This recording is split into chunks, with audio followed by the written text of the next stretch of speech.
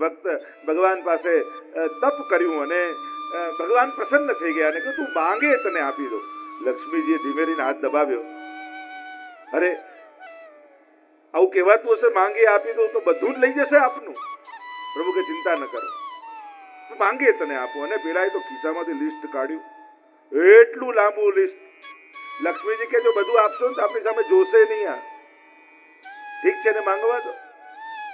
અને જે જે માંગ્યું હતું બધું એક થેલામાં ભરીને પેલા વ્યક્તિને આપ્યું અને એ તો પીઠ દઈને ચાલ્યો, વળીને જોતોય નથી પ્રભુને. લક્ષ્મીજીએ કહ્યું મેં આપને કહ્યું હતું ને, જો એને માંગ્યું બધું આપશો તો આપને જોશે નહીં. ભગવાને કહ્યું ચિંતા ન કરો લક્ષ્મીજી, એને માંગ્યું એ બધું જ મેં એને આપી દીધું છે, પણ શાંતિ મેં મારી પાસે રાખી લીધી છે. એટલે એકવાર શાંતિને શોધતો શોધતો એ મારી પાસે ચોક્કસ આવશે. તમેવ શરણમ ગચ્છ સર્વભાવેન ભારત તત્ પ્રસાદાત પરામ શાંતિ. પરમ શાંતિ તો ઈશ્વરના ચરણમાં જ છે. તમે બધે જ ફરીને આવો,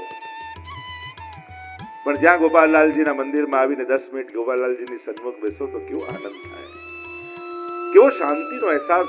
ભીડની વચ્ચે પણ 5 મિનિટ ઝાંકી થઈ જાય ને તો એ કેવી શાંતિનો અહેસાસ. નાથદ્વારામાં ગયા હોઈએ ને ઘણા લોકોની ભીડ હોય, એક ધક્કે અંદર ને બીજા ધક્કે તમને તો ખબર છે મારીએ છે આપણે જ ધક્કા. નામ શ્રીનાથજીનું આપીએ. લોકો શું કે નાથદ્વારામાં બહુ ધક્કા આવે. નાથદ્વારામાં શ્રીનાથજી મારે, આપણે જ એકબીજાને મારતા હોઈએ. તોય ચમત્કાર જુઓ શ્રીનાથજી બાબાને.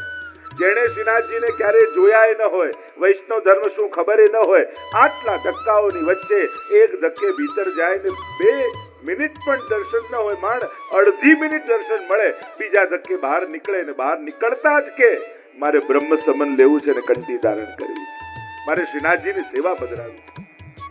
આ પ્રભાવ શ્રીનાથજીનો છે. ક્યાંય કોઈ સુવિધા ન મળે પણ શ્રીનાથજીનો પ્રભાવ જ એવો છે ને કે એની સન્મુખ થઈને નીકળેલો જીવ શ્રીજીનો થઈ જાય. તત્ પ્રસાદાત પરામ શાંતિ. એ પરમ શાંતિનો અહેસાસ પ્રભુની સન્મુખતા અને શરણાગતિમાં છે. આ શાંતિનો અહેસાસ કરાવનારું આ કૃષ્ણ ચરિત્ર સત્સંગ. અને સત્સંગમાં બેસવું એ જ સૌથી મોટા પુણ્યની વાત છે. ભાગ્યોદયેન બહુજન્મ સમર્જિતેન સત્સંગમમ ચ લભતે પુરુષો યદા વૈ. મહદ ભાગ્યનો ઉદય થાય ત્યારે સત્સંગમાં બેસવા મળે. જો એક સારો સંકલ્પ 2 વર્ષ પહેલા નક્કી કર્યું હતું કે આપણે આ ટાઈમે કરવું છે, 2 વર્ષ આ કથાનું ચિંતન કર્યું, કેમ કરીશું, શું કરીશું, કઈ રીતે કરીશું, વિચાર કરો. એક સારો સંકલ્પ 2 વર્ષ ભગવત ચિંતનમાં આપણને રાખ્યા. ભલે એની વ્યવસ્થા બધું, અમુક ચિંતાઓ પણ નસીબ વાળાને હોય. બધી ચિંતાઓ ખરાબ નથી હોતી, ઘણી ચિંતાઓ તો ઉદ્ધારક હોય. હવે કોઈ એમ કે જો રે આ એક એસી ચાલતા નથી, આખા ઘરના એસી બંધ થઈ ગયા છે, 5 ગાડીઓ પડી છે, કે ડ્રાઈવર આવ્યો નથી, બધા દાગીના ઘરમાં પડ્યા, લોકરમાં મૂકવાનો ટાઈમ જ નથી. આવી ચિંતા કોને થાય?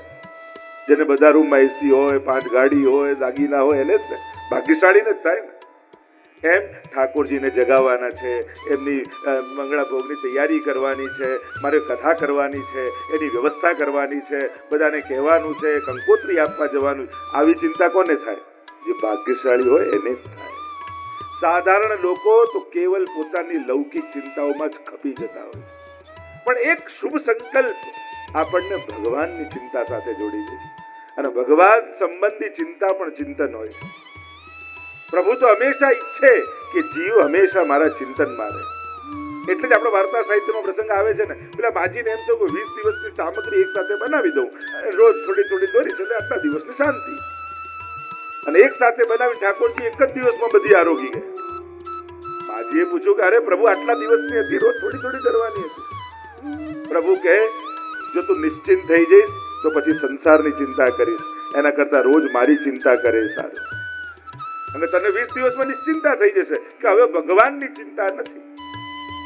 એક વસ્તુ યાદ રાખો, સારું નહીં વિચારો ને તો ખોટો વિચાર આવશે જ. મનને ક્યાંક તો વિચારવું જ છે. સારું નહીં કરો તો ખોટું થવાનું જ છે. એટલે મન સબ્જેક્ટ પોતે ગોતી લે, એના કરતા આપણે એને સબ્જેક્ટ આપતા રહેવું. આપણે એને ઉત્તમ સંકલ્પો સાથે બાંધી રાખવું. જીવનમાં સારા સંકલ્પો સાથે જેણે મનને બાંધી રાખ્યું હોય ને તો આપમેળે મન ઉત્તમ ચિંતન કરે. અને જો ઉત્તમ સંકલ્પો સાથે મનને નથી બાંધતા તો મન તો પાણી જેવું છે. ઘરમાં પાણી ઢોળાય, જ્યાં ઢાળ હોય ત્યાં વહી જાય. મન પણ એવું જ છે. જ્યાં ખાડો દેખાશે, ઢાળ દેખાશે, નબળું દેખાશે, ત્યાં મન જતું રહે. આ મનનો સ્વભાવ જ છે. ભગવત કૃપા આપણા પર થઈ છે. 3 દિવસીય કૃષ્ણ ચરિત્રનું અવગાહન કરવાનો અવસર આપણને મળ્યો છે. એક તો કૃષ્ણ તત્વ અને એમાં પણ એમનું દિવ્ય ચરિત્ર. ચરિતમ પરમાદભૂતમ. આપણા તો ચરિત્ર કેવા છે? પરમ અદ્ભુત છે. લૌકિક બુદ્ધિથી સમજી શકાય એવા નથી. ભગવાનને સમજવા માટે ભગવત બુદ્ધિ જોઈએ. દરેક વસ્તુ લૌકિક વ્યવહારથી સમજાતું નથી. લૌકિક ગણિતથી ઉકેલાતું નથી. આના ગણિત કંઈક જુદા છે. ભક્તિ અને પ્રેમના ગણિત કંઈક જુદા હોય. એ લોજિકથી ન સમજી શકાય. નાના બાળક ગમે ત્યાં ચિંતા કરે, ત્યારે હું મોડો આવું ઘરે, પણ મમ્મી જાગે છે શા માટે? તું સુઈ જા ને. પણ એ તો માં જ સમજી શકે કે એની ચિંતા શું છે. પણ એ દીકરી જયારે પોતે માં બને ને, ત્યારે બાળક સાથે પાછું પોતે પણ ચિંતા કરતી. પ્રેમના ગણિત કઈ જુદા હોય. તમે લોજિકથી મા બાપને સમજાવવા જાઓ, એ લોજિક ત્યાં ન કામ લાગે. ત્યાં તો પ્રેમના ગણિત જુદા કામ કરતા હોય. એની ચિંતા અને એની લાગણીઓ જુદી. એટલે મને તો ઘણી વાર એમ થાય, બાળકો આટલું બધું ભણી, કોઈ ડોક્ટર થાય, કોઈ એન્જિનિયર થાય, કોઈ સીએ થાય, કોઈ વકીલ થાય, કેટલું વાંચતા હોય છે. પણ એ વાંચનારા ભણેલા ગણેલા લોકો જો સ્વજનોના મન ન વાંચી શકે તો એનાથી મોટો અભણ કોને કહેવાય? સ્વજનોના મન ન વાંચી શકીએ, વડીલોનો સ્નેહ ન વાંચી શકીએ, મોટાઓની ચિંતા કેમ છે, શેના માટેની છે, એ જો વાંચતા ન આવડે તો આનાથી મોટો અભણ કોઈ નથી. કારણ કે એની જે લાગણીઓને તમે ન સમજી શકો, આટલું સમજનારો વ્યક્તિ સ્વજનોના સ્નેહને ન સમજી શકે. કારણ કે પ્રેમના ગણિત કંઈક જુદા છે, કૃષ્ણના ચરિત્ર કંઈક જુદા છે, ગોપીઓનો ભાવ કંઈક જુદો છે. અને આ ગોપી ભાવને સમજવા માટે કૃષ્ણ તત્વને સમજવું જરૂરી છે. યા કૃષ્ણને સમજવા માટે ગોપીઓને સમજવા જરૂરી છે. ગઈકાલે ગોવર્ધન યાગની કથાનું આપણે દર્શન કર્યું હતું. ગિરિરાજ યાગ, ગોવર્ધન યાગ, સ્વયં પ્રભુએ કહ્યું કામનું પૂજન કરો. ભક્તિ માર્ગમાં બે ભેદ સમજવા બહુ જરૂરી છે. એક છે આકાર અને બીજું છે સ્વરૂપ. ઘણા બધા આકારો જુદા દેખાય, પણ એમના સ્વરૂપ કંઈક જુદા છે. ગિરિરાજજી પર્વત આકારે છે, પણ એનું સ્વરૂપ તો હરિદાસ વર્યનું છે. યમુનાજી નદી આકારે છે, પણ એનું સ્વરૂપ તો નમત કૃષ્ણ તુર્યમ પ્રિયામ. મહાપ્રભુજી મનુષ્ય આકારે છે, પણ શ્રી વલ્લભનું શ્રીમદ વલ્લભ રૂપ સુરંગે અંગ અંગ પ્રતિભાવન કે ભૂષણ વૃંદાવન સંપત્તિ અંગ અંગે. આકાર અને સ્વરૂપનો ભેદ સમજવો જરૂરી છે. આકારને જુઓ એ ભૌતિકતા છે, આદિ ભૌતિક સ્વરૂપ. મહાત્મ્યને સમજાય એ આધ્યાત્મિકતા કહેવાય, અને એની રસાત્મકતા સમજાય તો એને આદિ દૈવિકતા કહેવાય. એમ આપણે ત્યાં દરેક સ્વરૂપના 3 સ્વરૂપ બતાવ્યા છે. આદિ ભૌતિક સ્વરૂપ, આધ્યાત્મિક સ્વરૂપ અને આદિ દૈવિક સ્વરૂપ. જેમ યમુનાજી માટે જલ પ્રવાહ રૂપે, નદી રૂપે જુઓ તો એમનું આદિ ભૌતિક સ્વરૂપ છે. તીર્થ રૂપે યમુનાજીને જુઓ તો આધ્યાત્મિક સ્વરૂપ કહેવાય, અને ઠાકોરજીના ચતુર્થ પ્રિયા સ્વરૂપે જુઓ તો એમનું આદિ દૈવિક સ્વરૂપ કહેવાય. ગિરિરાજ બાબા એટલે જ આપણે ત્યાં વાર્તા સાહિત્યમાં એવો પ્રસંગ આવે છે કે એકવાર ગુસાઈજી એક વૈષ્ણવને પ્રશ્ન કર્યો કે સૌથી મોટું તીર્થ કયું, સૌથી શ્રેષ્ઠ પર્વત કયો, સૌથી શ્રેષ્ઠ નદી કઈ? જ્યારે આ પ્રશ્ન કર્યા, આગળ ઘણી ચર્ચા છે, ત્યારે પેલા વૈષ્ણવે કહ્યું કે સૌથી શ્રેષ્ઠ તીર્થ એ વ્રજ છે, સૌથી શ્રેષ્ઠ પર્વત એ ગિરિરાજજી છે, સૌથી શ્રેષ્ઠ નદી એ યમુનાજી છે. ત્યારે ગુસાઈજીએ કહ્યું બિલકુલ નહીં. કહ્યું અરે તું વ્રજને તીર્થ સમજે છે? એ તો ઠાકોરજીનું ઘર છે. સૌથી શ્રેષ્ઠ તીર્થ હોય તો એ પ્રયાગ છે. તું ગિરિરાજજીને પર્વત સમજે છે? શ્રેષ્ઠ પર્વત હોય તો એ મેરુ પર્વત છે. ગિરિરાજ બાબા તો હરિદાસ વર્રે છે. તું યમુનાજીને નદી ગણે છે? શ્રેષ્ઠ નદી કોઈ હોય તો એ ગંગાજી છે. યમુનાજી તો ચતુર્થ પ્રિયા છે. આમ ગુસાઈજીએ સ્વરૂપના અનુભવ કરાવ્યા. ગોવર્ધન યાગની કથા એટલે શરણાગતિની કથા, અન્યાશ્રયોમાંથી મુક્ત થવાની કથા. ઇન્દ્રનો યજ્ઞ કરતા હતા, પ્રભુએ ગોવર્ધન યાગ સમજાવ્યો.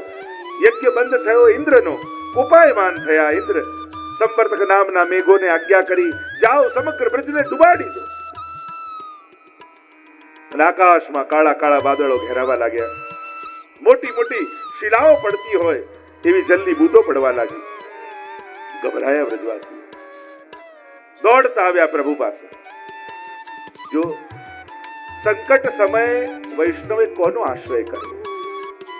સંસારનો આશ્રય કરશો ને તો ઉદ્વેગ સિવાય બીજું કઈ નહીં મળે. કારણ કે જે સંસાર પોતે નાશવંત છે એ તમને શાશ્વત સુખ ક્યારે આપી શકે એમ નથી. કોઈ પણ સંસારી પાસે જશો ને અને તમારું દુઃખ કહેશો તો એ શું કહેશે?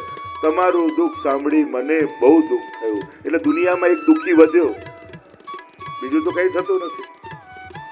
તમે ઉલટા એક દુઃખી દુનિયામાં વધાર્યા. કારણ દુઃખનો એ અફસોસ કરી શકે એમ છે, દુઃખ દૂર કરવાનું સામર્થ્ય એનામાં નથી. એટલે તો આપણે ત્યાં કહીએ છીએ ને, સુખાવસાને ઇદમેવ સારમ દુઃખાવસાને ઇદમેવ જ્ઞેયમ દેહાવસાને ઇદમેવ જાપ્યમ ગોવિંદ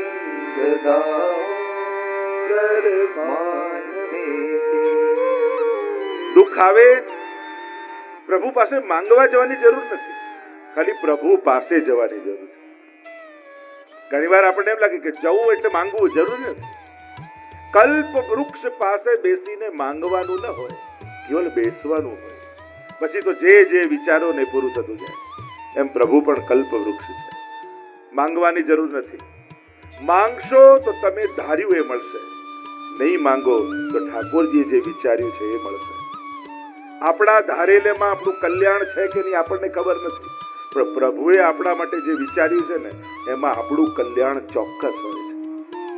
એટલે પ્રભુ પાસે જઈને પણ એમ જ કહેવું, મારા માટે તને જે યોગ્ય લાગે ને એવું તું કર. કારણ કે મારું ભલું શેમાં છે એ મને ખબર નથી. કારણ કે નાનકડું બાળક રમવા માટે ચપ્પુને પકડે ને એને જોઈતું જ હોય, રડે, જીદ કરે, પણ મા બાપ ના આપે. કારણ કે બાળકને પકડવું છે પણ એને ખબર નથી કે આનાથી વાગી જાય. દરેક મળતી વસ્તુ એ લાભકારક જ હોય જરૂરી નથી હોતું. ઘણી વાર આપણી જ માંગણીઓ આપણા પતનનું કારણ થઈ જતી હોય. જો આ તો બહુ મોટી ઠાકોરજીની કૃપા છે કે ઠાકોરજી આપણને એવા આશીર્વાદ નથી આપતા કે જ્યાં તું ધારે બધું પૂરું થશે. જો આવા આશીર્વાદ આપે ને તો આપણા સર્વનાશ માટે કોઈ દુશ્મનની જરૂર જ ન પડે. આપણું મન જ કાપી છે, આપણી ઈચ્છાઓ જ કાપી છે, આપણી માંગણીઓ જ કાપી છે. જો ભગવાન એવા આશીર્વાદ આપે તારું ધારેલું બધું પૂરું થશે, માણસ પોતે જ પોતાનો સર્વનાશ કરી દે. આ તો કૃપા છે કે આપણું ધારેલું બધું થતું નથી. બાકી જો થવા લાગે ને તો માણસનું કોઈ સગું ન રહે, કોઈની જોડે સ્નેહ ન રહે, પોતે જ પોતાનું પતન નોતરી લે.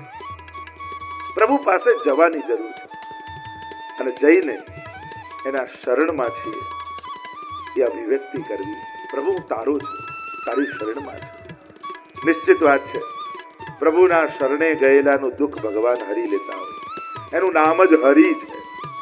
અને એટલા માટે સુખાવસાને ઇદમેવ સારમ, સુખના અંતમાં ઠાકોરજીને યાદ કરવા, દુઃખના અંતમાં એ જ જાણવા યોગ્ય છે જે વાત કરી રહ્યો છું.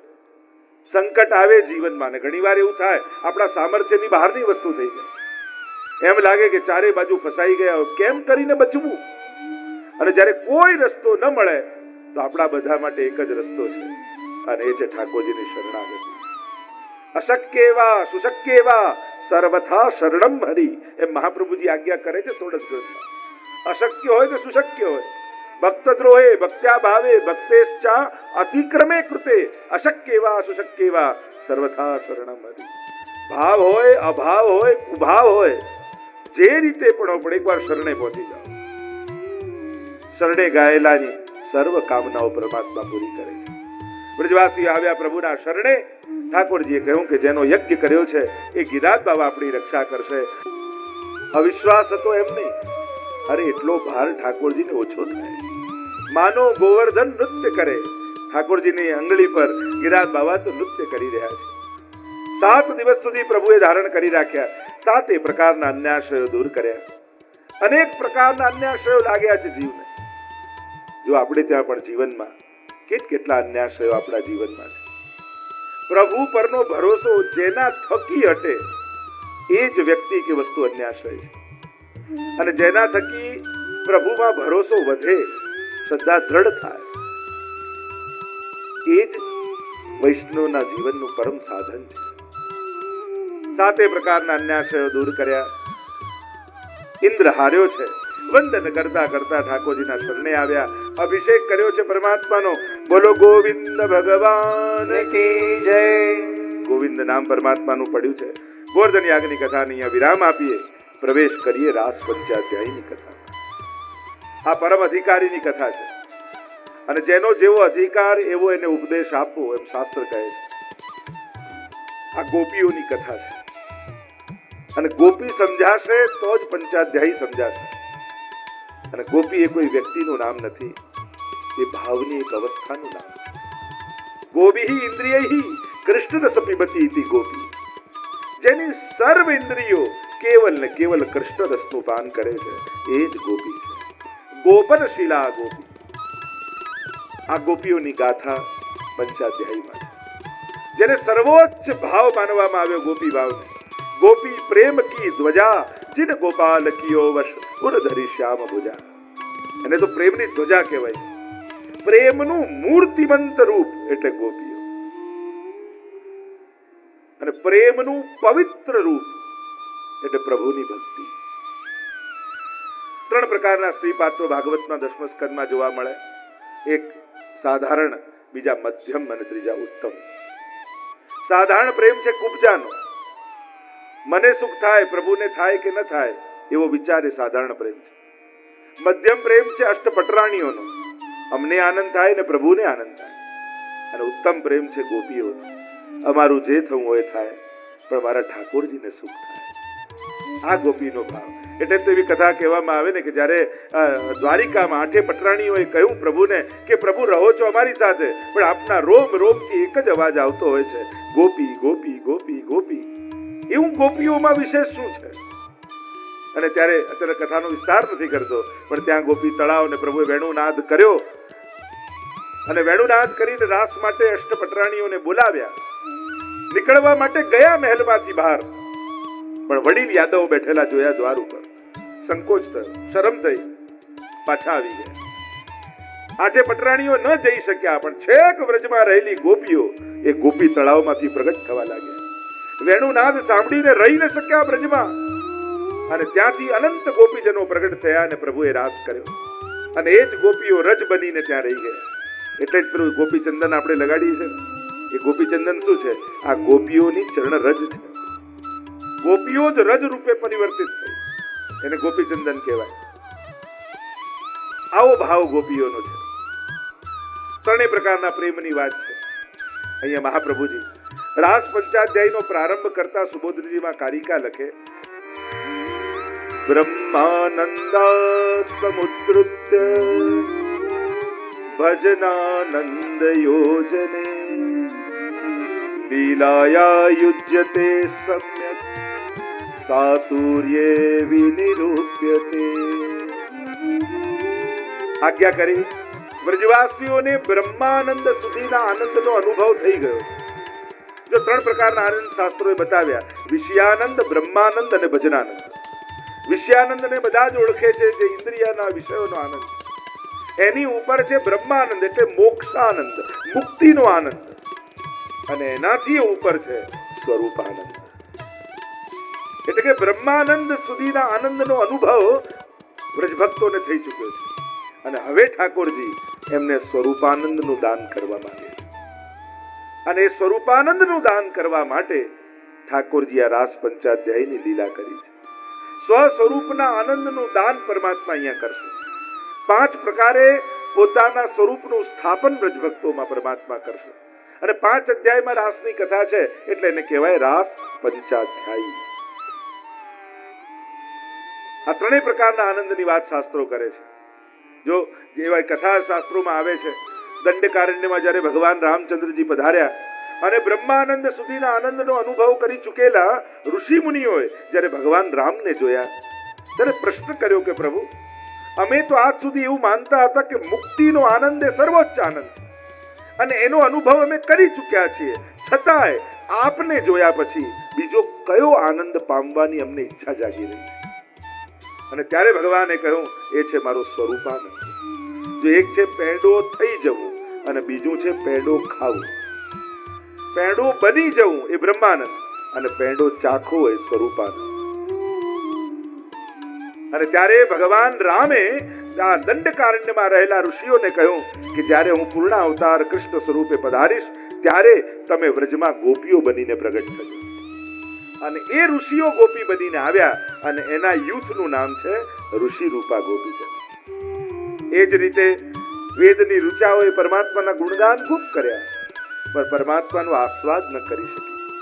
વિનંતી કરી પ્રભુને કે પ્રભુ આપના વિશે વર્ણન ઘણું કર્યું, પણ જેમ મેન્યુ વાંચી જવાથી પેટ ભરાતું નથી, જ્યારે ભોજન ખાઈએ તો પેટ ભરાય, એમ આપના વિશે વર્ણન બહુ કર્યું, પણ આપના આનંદને અમે અનુભવી નથી શક્યા. અને ત્યારે પ્રભુએ કહ્યું કે તમે ગોપી બની સારસ્વત કલ્પમાં પ્રગટ થજો. અને એ વેદની શ્રુતિઓ ગોપી બનીને વ્રજમાં આવી અને એ યુથનું નામ છે શ્રુતિ રૂપા ગોપીજનો. તો આ ગોપીજનો એ કેવલ કોઈ સ્ત્રી દેહધારી સ્ત્રીઓ નથી, કોઈ ઋષિઓ છે, કોઈ વેદની ઋચાઓ છે, જે ગોપી બનીને ભગવત સ્વરૂપના આનંદનો અનુભવ કરવા આવેલા છે. અહીંયા રાસ પંચાધ્યાયનો પ્રારંભ કરતા સુખદેવજી બોલ્યા, ભગવાન પિતારાત્રિ શરદોત્ફુલ્લ મલ્લિકા વિક્ષરંતુમ મનશ્ચક્રે યોગમાયામુપાશ્રિત. ભગવાન પિતારાત્રિ. ભગવાન શબ્દથી પ્રારંભ કર્યો રાસ પંચાધ્યાય. સંકેત કર્યો કે આ કોઈ સ્ત્રી પુરુષની કથા નથી. રાસ એટલે શું? રસાનામ સમૂહ રાસ. એક એવી ભગવત લીલા જેમાં ભગવાન પોતાના સર્વ રસોનો અનુભવ કરાવે, એ જ રાસ છે. રાસ એટલે અલ્પાનંદને પૂર્ણાનંદ બનાવવાની પ્રક્રિયા. અલ્પાનંદી જીવ છે. જો દુનિયામાં દરેક જીવ આનંદ શા માટે શોધે છે? આપણને કોઈ વસ્તુ વ્યક્તિ જોડે થોડી લગાવ છે, આપણને તો આનંદ જોડે લગાવ છે. અને જ્યારે એ વસ્તુને વ્યક્તિ આનંદ નથી આપતી તો આપણે એને છોડી દઈએ છીએ. કેમ? કારણ કે આપણે એ પરમાનંદના અંશ છીએ. અલ્પાનંદ છે અને અલ્પાનંદ અંશ હોવાને કારણે પૂર્ણ થવાનો પ્રયાસ કરીએ છીએ. જેમ જમીનમાંથી કોઈ પથ્થરનો ટુકડો લો ને છોડો, પાછો કેવો જમીનમાં જાય. કેમ? કારણ કે એનો અંશ છે. એટલે અંશી તરફનું એનું ખેંચાણ બહુ સહજ છે. ગુરુત્વાકર્ષણ બળ કહીએ ને, ગુરુ તરફ લઘુનું ખેંચાવું. એમ જ અલ્પાનંદી જીવ પૂર્ણ થવાનો પ્રયાસ કરે, બધે આનંદ શોધે છે.